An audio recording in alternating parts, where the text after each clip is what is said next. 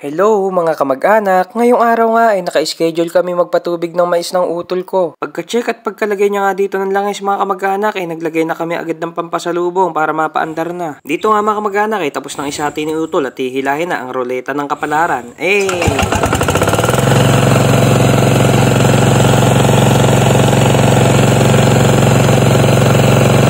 Dito nga bumabagsak mga kamag-anak yung tubig. So, ang tawag namin dito mga kamag-anak ay paligi. So, didiretso yung tubig dyan papunta dun sa ating maisan. Dito nga mga kamag-anak ay inuna nating tubigan itong malapit sa kubo dahil ito yung medyo mataas na part ng lupa mga kamag-anak. So, hindi kasi maitatagpos mga kamag-anak ng isang bukasan mula sa umpisa. Kaya ang ginawa natin mga kamag-anak ay pinagputol-putol natin. Kaya kung mapapansin nyo dyan mga kamag-anak, wala pa yung paligi. So, gumagawa pa lang tayo ng paligi dyan habang tayo nagpapatubig. Kung mapapansin nyo nga dyan mga kamag-anak na every ikalawang butas lang yung ating tinutubigan. So, naglalaktaw tayo ng isang butas na hindi natin tinutubigan. Kailangan kasi mga kamag-anak na mabasa muna natin lahat kasi kung papanayin natin yan, napakatagal bago nating matapos. Unang-una mga kamag-anak, maliit yung makina na gamit natin at pangalawa, basal na pagpapatubig to mga kamag-anak. Ilang araw na rin kasi nakalagay yung pangalawang pataba natin dyan mga kamag-anak. So, maasa kasi tayo sa ulan pero hindi umuulan kaya wala na tayong choice kundi magpatubig kasi nga hindi naman tatalab yung pataba kapag hindi naman nabasa. Hello mga kamag-anak, ngayong araw nga ay nagpapatubig na tayo dito sa ating maisan.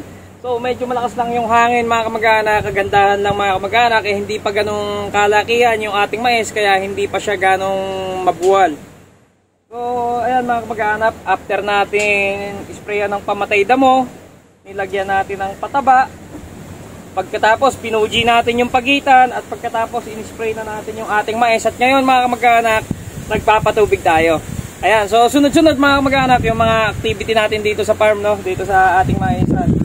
So hopefully mapaganda natin ng maayos itong mais. So update ko kayo palagi. After nga ng 3 hours na pagpapatubig mga kamag-anak ay pumunta na ako sa makina para magsali ng kurudo.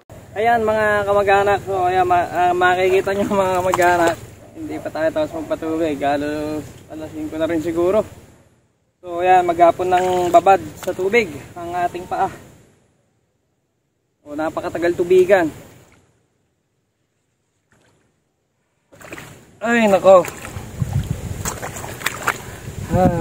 Sarap lang talaga dito mga kamag-anak pagka aani ka na eh. Pero pagka yung ganito nagsisimula pa lang yung halaman mo, nako po.